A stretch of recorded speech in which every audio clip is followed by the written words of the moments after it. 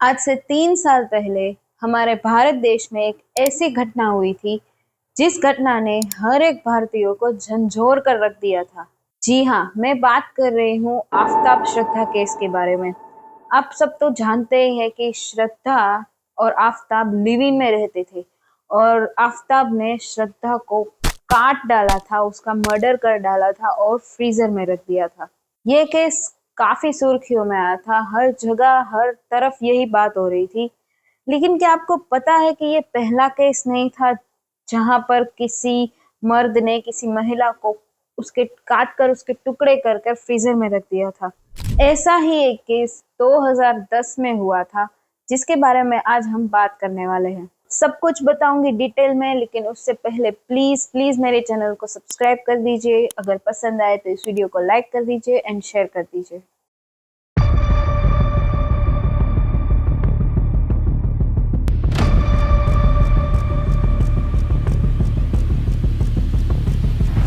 तो ये कहानी शुरू होती है अराउंड 1997 या तो 1998, जहाँ पे देहरादून में एक परिवार रहता है, गुलाटी परिवार। उस घर में एक लड़का है, राजेश गुलाटी, जो कि सॉफ्टवेयर इंजीनियरिंग परस्यू कर रहे हैं। देहरादून में रहते ही वो सॉफ्टवेयर इंजीनियर की पढ़ाई करते हैं, लेकिन फर्दर स्टडीज के लिए वो दिल्ली यूनिवर्सिटी में अपना एडमिशन करवाते हैं और दिल्ली पढ़ाई करने चले जाते हैं। दिल्ली यूनिवर्सिटी में वो काफ़ी अच्छे से पढ़ते हैं, काफ़ी स्मार्ट स्टूडेंट है वो। और दिल्ली यूनिवर्सिटी में पढ़ते पढ़ते ही उनकी मुलाकात एक लड़की से होती है जिनका नाम है अनुपमा, जो कि आगे चल के उनकी जीवन साथी भी बनने वाली थी। राजेश और अनुपमा के बीच दोस्ती बहुत ही गहरी होती जा रही थी और ये दोस्ती प्यार में भी बदल गई। और ये प्यार ऑब्वियसली फैमिली के सामने तो आना ही था। धीरे धीरे उन दोनों के परिवारों को पता चला कि ये दोनों एक दूसरे से प्यार करते हैं एंड फाइनली 1999 में इन दोनों की शादी भी हो जाती है। अब सिंस राजेश गुलाटी काफ़ी अच्छे से सॉफ्टवेयर इंजीनियर बन चुके थे, काफ़ी स्मार्ट थे, तो उनको एक अपॉर्चुनिटी आई यूएसए में नौकरी करने की। तो वो ये अपॉर्चुनिटी गंवाना नहीं चाहते थे, तो राजेश गुलाटी अपनी पत्नी अनुपमा गुलाटी को लेकर यूएस में चले जाते। ये अराउंड होगा ईयर 2000 में। यूएसए में ये दोनों बस जाते हैं। राजेश की नौकरी बहुत ही अच्छी चल रही थी, अनुपमा घर का ख्याल रख रही थी। इस तरह से दोनों का परिवार जो चल रहा था, अच्छे से जिंदगी कट रही थी। लेकिन धीरे धीरे कुछ समय बाद ही अनुपमा घर पे रहते रहते बोर होने लगी।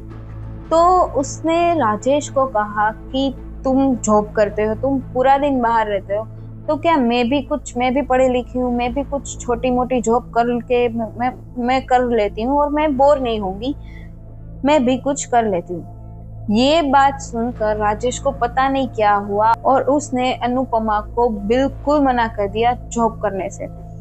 ये सब बातें होने के बाद इन दोनों में कानासुनी होने लगी, दोनों लड़ाई करने लगे, लेकिन एट द एंड थोड़े समय के लिए सब कुछ ठीक हो गया।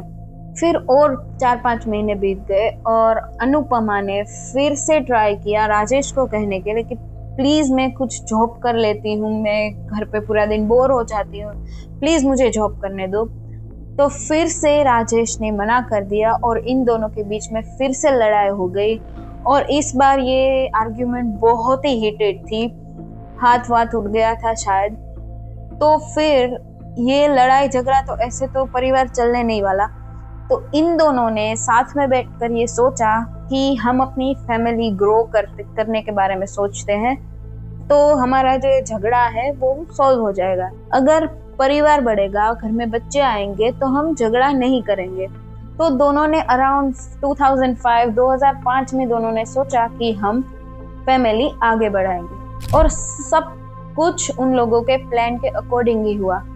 साल 2006 में इन दोनों के घर ट्विंस पैदा होते और जैसा कि उन लोगों ने प्लान किया था, उनकी जिंदगी में बदलाव आ गया। वो दोनों लड़ाई करना बंद कर चुके थे, पूरा ध्यान उन दोनों का इन ट्विंस पे ही था। उन्होंने इन ट्विंस का नाम शायद सिद्धार्थ सोनाक्षी रखा था, लड़का और लड़की हुए थे, ट्विंस हुए थे। तो सब कुछ अच्छा हो गया इन दोनों के साथ। लेकिन ये खुशी भी ज़्यादा दिनों तक टिक नहीं पाई और 4-5 महीने बाद फिर से इन लोगों में झगड़े होना शुरू हो गया। बच्चों के सामने वो लोग झगड़ते थे, काफ़ी आर्ग्यूमेंट्स होती थी, काफ़ी कुछ होता था। इन दोनों के बीच में कुछ बनता ही नहीं था, बनते ही नहीं थे इन दोनों की। फिर आ गया ईयर 2007 और 8। इस साल में आपको पता होगा कि इस ईयर में ना यूएस में बहुत ही मंदी का माहौल था, ह्यूज रिसेशन आया था और उस टाइम पे बड़े बड़े लोगों की नौकरियां चली गई थी, कई लोग डूब गए थे, सब कुछ खत्म हो गया था और अनफॉर्चुनेटली उनमें से राजेश भी एक था। राजेश की भी नौकरी चली गई थी एंड वो टेंशन, ऊपर से अनुपमा का नौकरी करने का टेंशन और वो भी आर्ग्यूमेंट होने लगी। एंड उन लोगों ने कुछ सेविंग्स करके रखी थी, तो वो लोग इस रिसेशन के टाइम पे उस सेविंग्स को यूज करते गए और अपना गुजारा करते गए। लेकिन ये तो सेविंग्स है, एक टाइम पे तो खत्म होनी ही थी। तो इन दोनों की सेविंग्स जो थी वो खत्म हो चुकी थी। अब इनके पास और कोई रास्ता नहीं था, तो ये दोनों ने सोचा कि हम देहरादून वापस चलते हैं अपने घर। तो ईयर 2008 में ये दोनों देहरादून शिफ्ट हो जाते। पहले तो ये लोग राजेश के माँ बाप के घर रहते थे, लेकिन धीरे धीरे 4-5 महीनों के बाद राजेश ने अपना खुद का फ्लैट ले लिया और वो दोनों वही शिफ्ट हो गए अपने दोनों बच्चों के साथ। तो राजेश और अनुपमा जब देहरादून शिफ्ट हुए तो इन दोनों के बीच जो झगड़ा था वो काइंड ऑफ सॉल्व हो चुका था। ये दोनों प्यार से रहने लगे थे और थोड़े समय बाद कोलकाता में राजेश की नौकरी भी लग गई और राजेश अकेले कोलकाता चला गया और अनुपमा और उनके बच्चे यहीं पर देहरादून में ही रहने लगे। राजेश कंटिन्यूसली अनुपमा के कांटेक्ट में था कोलकाता से और इन दोनों की बातें अच्छी खासी चल रही थी, सब कुछ हो रहा था अच्छे से। लेकिन जैसा कि मैंने पहले भी कहा, इन दोनों की बिल्कुल भी नहीं बनती है। तो धीरे धीरे कुछ छोटी छोटी चीज़ों में फिर से दोनों की लड़ाई होने लगी। फ़ोन पे ये लोग लड़ाई करते थे काफ़ी ज़्यादा और ये सब के बारे में राजेश के पेरेंट्स को सब कुछ पता चल गया, अनुपमा के पेरेंट्स को पता चल गया। तो अब इन दोनों का मामला जो था ना वो फैमिली कोर्ट में चला गया और फैमिली कोर्ट में ना ऐसा डिसीजन आया कि राजेश को हर महीने अनुपमा को 20,000 रुपये देने होंगे, क्योंकि यहाँ पर देहरादून में अनुपमा अकेली इन दोनों बच्चों को संभाल रही थी, उनके खर्चे उठा रही थी और राजेश शायद पैसे नहीं भेज रहा था। तो फैमिली कोर्ट में ये डिसीजन आया और मैं यहाँ पे बताना चाहती हूँ कि इन दोनों का डिवोर्स नहीं हुआ, बट आप हाफ डिवोर्स कह सकते हो, ये हाफ डिवोर्स टाइप, क्योंकि ये दोनों एक दूसरे के साथ बिल्कुल भी खुश नहीं थे। ये दोनों सेपरेट ही रह रहे थे लेकिन डिवोर्स नहीं हुआ था। तो वहाँ पे ऐसा डिसीजन आया कि राजेश को 20,000 रुपये हर महीने अनुपमा को देने होंगे। ये सब निपट जाने के बाद राजेश फिर से कोलकाता चला गया एंड अनुपमा यहाँ पे अकेली अपने दोनों बच्चों का ख्याल रख रही थी। अब यहाँ पे देहरादून में अनुपमा कंटिन्यूसली अपने फैमिली के कांटेक्ट में ही थी, उसके माँ बाप और भाई के कांटेक्ट में ही थी, सब कुछ बात कर रहे थे ईमेल्स के थ्रू। उस टाइम पे व्हाट्सएप तो था नहीं, ये मैं बात कर रही हूँ 2010 की, 2010 की, तो व्हाट्सएप और वो कुछ तो नहीं था, लेकिन ये लोग ईमेल से बातें करते थे एंड सब कुछ पता था, कंटिन्यूसली फ़ोन कॉल्स पे ईमेल्स पे बातें होती थी। लेकिन एक वक्त ऐसा आया जहाँ पे राजेश कोलकाता से अचानक, उनकी शायद वहाँ पे नौकरी चली गई थी और वो वापस से देहरादून आ गए अपनी फैमिली के पास और अचानक से अनुपमा के पेरेंट्स जो थे उन्होंने ये फील किया कि अनुपमा अब हमसे बात नहीं कर रही है, मतलब उतना बात नहीं कर रही है जितना पहले किया करती थी, क्योंकि राजेश आ चुका है। और यहाँ पे अनुपमा और राजेश एक दूसरे के साथ काफ़ी ज़्यादा टाइम स्पेंड कर रहे थे एंड बातें भी अच्छी खासी हो ही रही थी दोनों में। तो अब अनुपमा के पास टाइम नहीं था कि वो अपने पेरेंट्स और भाई के साथ बात कर पाए। फिर अचानक से अनुपमा के पेरेंट्स ने ऐसा फील किया कि अब तो अनुपमा बिल्कुल ही कट ऑफ हो चुकी हमारे से, क्योंकि पहले अनुपमा काफ़ी ज़्यादा बात करती थी उन लोगों से कॉल्स पे, ईमेल्स पे, लेकिन अब सिर्फ और सिर्फ ईमेल्स ही आ रहे हैं, कॉल्स तो बिल्कुल ही बंद हो चुके हैं। और जब अनुपमा के पेरेंट्स या भाई अनुपमा को कॉल करते हैं तो हमेशा राजेश ही कॉल उठाता है और हमेशा वो यही कहता है कि अनुपमा बाहर गई है, या तो फिर बच्चों को स्कूल लाने के लिए गई है, या तो सब्जी लेने गई है, कुछ भी बता देता था। लेकिन वो कभी भी अनुपमा से बात नहीं कराता था। और ये सब चला 2 महीनों तक, और 2 महीने बीत चुके थे तो अनुपमा के भाई और पेरेंट्स जो थे वो काफी वरीड हो गए। और उन्होंने जो अनुपमा के पेरेंट्स थे उन्होंने अनुपमा के भाई को यानी कि सुजन कुमार को देहरादून भेज दिया ये चेक करने के लिए कि अनुपमा ठीक है कि नहीं। तो दिसंबर 2010 में सुजन कुमार देहरादून आते हैं, वो अनुपमा के घर पे जाते हैं और वो दरवाजा नॉक करने लगते हैं। काफी ज्यादा बार दरवाजा पीटने के बाद राजेश दरवाजा खोलते हैं और सुजन उसे पूछता है कि अनुपमा कहाँ है। तो फिर राजेश बताता है कि वो भी बाहर गई है, वो तुम्हें नहीं मिल सकती। और सुजन को ये बात नहीं जमी, वो नहीं ये हजम कर पाया कि अनुपमा घर पे नहीं है। उसने कुछ राजेश ने बहाना मार दिया और सुजन बिल्कुल भी नहीं मान रहा था और वो अपने जीजा से जबरदस्ती करने लगा कि मुझे अंदर देखने दो। लेकिन राजेश उसको धक्का दिए जा रहा था, पुश कर रहा था कि तुम अंदर नहीं आ सकते। और ऐसे करके राजेश ने दरवाजा बंद कर दिया। और यहाँ पर सुजन कुमार तुरंत ही पुलिस स्टेशन गए और अपनी बहन की मिसिंग रिपोर्ट लिखवाई। यहाँ पर पुलिस तुरंत ही एक्शन में आ गई और वो आ गए राजेश के घर। वहां पे राजेश ने सेम पैटर्न फॉलो किया। वो पुलिस वालों को बता रहा था कि कुछ भी नहीं हुआ है, अनुपमा बाहर गई है। कुछ तो बता दिया उसने कि वो सब्जी खरीदने गई है या बच्चों को ट्यूशन पे छोड़ने गई कुछ। लेकिन पुलिस वाले तो मानने नहीं वाले थे। उन्होंने राजेश को ही पुश करके वो घर की तलाशी लेने लगे। तलाशी लेते लेते उनको एक रूम दिखा जो बिल्कुल ही एम्प्टी पड़ा था और वो रूम में गए और उस रूम में और कुछ भी नहीं था और एक बड़ा सा फ्रीजर था।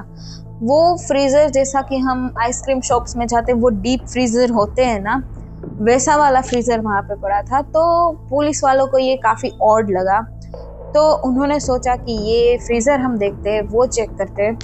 तो जैसे ही उन लोगों ने वो डीप फ्रीजर को खोला तो अंदर काफी ज्यादा पॉलीथीन बैग्स थे और उन बैग्स में से जो मानव अंग होते हैं वो बाहर निकल रहे थे, उनकी बदबू आ रही थी और सब कुछ मानव अंग, उंगलियां, वो सब कुछ दिख रहा था। पुलिस वाले तो काफी शॉक हो गए थे उस टाइम पे। और एक पॉलीथीन बैग में तो उनको एक ह्यूमन खोपड़ी मिली थी। वो सिर देख के ना सुजन तुरंत ही बोले कि ये मेरी बहन अनुपमा है। एक भाई पे क्या बीत रही होगी जब उसने अपनी बहन को इस कंडीशन में देखा होगा और कैसे हुआ ये।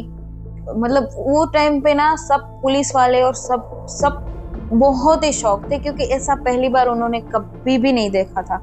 इसके बाद तुरंत पुलिस वालों ने राजेश को अरेस्ट किया और उससे पूछताछ शुरू की। राजेश से पूछताछ करने के बाद राजेश ने थोड़ी ही देर में सब कुछ उगलना स्टार्ट कर दिया। उसने बताया कि जब वो कोलकाता से यहाँ पर आया तब उनके और अनुपमा के बीच छोटी छोटी बात में झगड़े होने लगते थे, कानासुनी होने लगती थी। और एक आर्ग्यूमेंट एक दिन ऐसा आया कि सब कुछ खत्म हो गया। तो ये दिन था 17 अक्टूबर 2010। उस दिन अनुपमा ने राजेश को बताया कि तुम जो 20,000 रुपए देने वाले थे वो तुम उसमें रेगुलर नहीं हो, क्योंकि जो फैमिली कोर्ट में डिसीजन दिया गया था कि हर महीने राजेश को 20,000 रुपए अनुपमा को देने होंगे। तो थोड़े टाइम के लिए 2-4 महीने के लिए तो उसने वो 20,000 रुपए दिए, लेकिन धीरे धीरे वो उसमें इरेगुलर रहने लगा। तो फिर अनुपमा ने उसको कहा कि तुम मुझे 20,000 रुपए दो। तो ये तो एक पॉइंट था ही, लेकिन दूसरा पॉइंट ये था कि जो राजेश गुलाटी थे जो वो कोलकाता गए थे नौकरी करने के लिए, वहाँ पे उनकी मुलाकात एक दूसरी लड़की से होती है अपने कलीग से ही, और वो उनके प्यार में पड़ जाते हैं और वो उनसे शादी भी कर लेते हैं। और ये बात वो अपनी पत्नी और सबसे छुपा कर रखते हैं, लेकिन कहीं ना कहीं से ये बात अनुपमा को पता चल जाती है और अनुपमा ये बात राजेश से कन्फ्रंट भी करती है। राजेश ने तो खुलासे में ये भी बताया कि वो दोनों जब यूएसए गए थे, राजेश और अनुपमा, तब अनुपमा की दोस्ती राजेश के एक दोस्त से हो गई थी और ये दोस्ती राजेश को बिल्कुल भी पसंद नहीं थी। उनको लग रहा था कि अनुपमा और उसके दोस्त के बीच कुछ ना कुछ चल रहा है, लेकिन अनुपमा का कहना था कि उसके साथ कुछ भी नहीं है। लेकिन राजेश काइंड ऑफ जेलस हो रहा था इस बात से और उनको अनुपमा पे बिल्कुल भी विश्वास नहीं आ रहा था। और राजेश ने कई बार अनुपमा से कहा भी कि तुम ये दोस्ती तोड़ दो, लेकिन अनुपमा नहीं मानी। और जब वो दोनों वहां से देहरादून शिफ्ट हो गए तो ये दोस्ती थी अनुपमा और राजेश के दोस्त की, ये कंटिन्यू रही और ये बात राजेश को बिल्कुल भी पसंद नहीं थी। लेकिन ये खुलासा था, ये राजेश की तरफ की स्टोरी थी। लेकिन फर्दर इन्वेस्टिगेशन में ये भी पता चला कि राजेश सचमुच कोलकाता में एक लड़के के साथ मैरिड है और ये आर्ग्यूमेंट हुई थी उन दोनों के बीच। एंड ये आर्ग्यूमेंट होते होते ना, मतलब राजेश ने अनुपमा को ऐसा पुश किया, क्योंकि राजेश बिल्कुल गुस्से में आ गया था। सब कुछ उसके खुलासा हो गया था ना, सब कुछ अनकवर हो गया था कि शादी हो गई, इसको कैसे पता है वो सब। तो इस हीटेड आर्ग्यूमेंट के बीच राजेश ने अनुपमा को धक्का दे दिया बहुत ही जोर से। तो जोर से धक्का देने के बाद अनुपमा जो थी वो गिर गई नीचे और जो बेड का वो जो एज होता है ना, वो उनको यहाँ पे सर पे लग गया और उनके सर से काफी ज्यादा खून बहने लगा। लेकिन ये सब देखने के बाद जो राजेश था ना, वो बिल्कुल भी नहीं घबराया, उससे बिल्कुल भी गिल्ट नहीं हुआ। उल्टा उसने ये सोचा कि अब तो मैं अनुपमा को मार के ही रहूंगा। राजेश को इस टाइम पे कैसे ना कैसे करके अनुपमा से पीछा छुड़वाना था। तो बेड के ऊपर एक पिलो रखा था, उसने उस पिलो को लिया, अनुपमा के मुंह पे रखा और उसे प्रेस करना चालू कर दिया। तब तक प्रेस करता रहा वो जब तक अनुपमा की सांसें पूरी तरह से रुक नहीं गई। अब यहाँ पे अनुपमा की मौत हो चुकी थी, लेकिन राजेश घबरा गया कि वो अब उसके बच्चे अभी स्कूल से आने वाले हैं और वो अनुपमा को इस तरह से देखेंगे तो वो क्या कहेंगे। तो वो जल्दी से मार्केट गया एंड उसने वो इलेक्ट्रिक जो सो मशीन होती है वो खरीदी, फ्रीजर खरीदा और कुछ ऐसे टूल्स खरीदे और उसने उस इलेक्ट्रिक सो से अनुपमा के 72 टुकड़े कर डाले और उन 72 टुकड़ों को उसने पॉलीथीन बैग्स में रखा डिफरेंट, और उन सब पॉलीथीन बैग्स को उसने फ्रीजर में रख दिया। और जब बच्चे स्कूल से फाइनली आ गए तो बच्चे ऑब्वियसली पूछने लगे कि मम्मा कहाँ है, मम्मा कहाँ है। तो राजेश ने उन्हें उन दोनों को बता दिया कि जो तुम्हारी माँ है अनुपमा, वो अपने नानी के घर चली गई है कुछ दिनों के लिए, तो हमें अकेला रहना पड़ेगा थोड़े दिन। हर दिन सुबह उठ के राजेश एक पॉलीथीन बैग अपने साथ लेके जाता था और कहीं जंगल में या नदी में, नाले में फेंक कर आता था। राजेश कंटिन्यूसली अनुपमा के भाई और पेरेंट्स के साथ टच में था, ईमेल्स के थ्रू, और फोन पे तो वो बताता ही रहता था कि यहाँ गई है, वहाँ गई है। और ऐसा करते करते 2 महीने, अक्टूबर से दिसंबर आ चुका था, 2 महीने ये स्टोरी चली। एंड फाइनली जब सुजन कुमार यहाँ पे आए तो ये सब कुछ खुलासा हो गया। राजेश अनुपमा की जान बचा सकता था क्योंकि उनको सिर्फ बेड ही लगा था, लेकिन नहीं, राजेश को तो अनुपमा को खत्म ही करना था, इसलिए उसने ये कदम उठाया। और ये क्राइम बहुत ही हॉरिफाइंग क्राइम है। ऐसा कोई कैसे सोच सकता है अपनी ही बीवी को मारने के लिए? This is unbelievable. और इन्वेस्टिगेशन में ये ऑब्वियसली प्रूफ भी हो चुका था कि राजेश दूसरी शादी करके बैठा है। तो इसमें मुझे अनुपमा की तो कोई गलती नहीं लगती। और हाँ, अगर वो दोस्त था तो था, तो उसमें क्या बड़ी बात है, चीटिंग तो नहीं की ना एटलीस्ट उन्हें। और अगर इतना ही प्रॉब्लम था अनुपमा की किसी और की दोस्ती के साथ, तो तुम्हें उसको डिवोर्स दे देना चाहिए था। ये कोई तरीका नहीं है किसी से बदला लेने का। ये केस उस टाइम पे काफ़ी फेमस हुआ था और ये मामला जब कोर्ट में गया तो राजेश को उम्र कैद की सज़ा हुई और राजेश को कभी भी लीव नहीं मिली। मतलब एक दो बार शायद 2019 और 20 में मेडिकल इमरजेंसीज की वजह से राजेश को बाहर निकाला गया था, लेकिन फिर से उनको जेल में डाल दिया गया और टिल डेट आज 2026 है, आज भी राजेश जेल में ही है और बच्चों की कस्टडी गई है उनके मामा के पास, यानी कि सुजन कुमार के पास।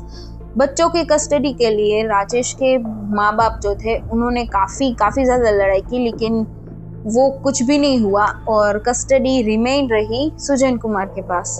अब यार मैं ये हमेशा ये बात करती हूँ कि कोई भी चीज़ हो, कोई भी आर्गुमेंट हो, कोई भी फाइट हो, उसके लिए कोई ना कोई सॉल्यूशन होता ही है। लेकिन ऐसा तो नहीं है ना कि तुम बस जान ही ले लो किसी की, तुम्हें ऐसा हक किसी ने भी नहीं दिया है। आप लोग डिवोर्स ले सकते थे, कुछ भी कर सकते थे, एक दूसरे से अलग रह सकते थे, मना कर देते साथ में रहने से, लेकिन ये कोई तरीका नहीं होता। और इन सब में उन दोनों मासूम बच्चों की क्या गलती, वो तो अनाथ हो चुके हैं ना। तो यार मैं तो हमेशा की तरह यही बोलूँगी कि प्लीज़ प्लीज़ किसी की जान मत लो। हर चीज़ का कोई ना कोई सॉल्यूशन होता ही है।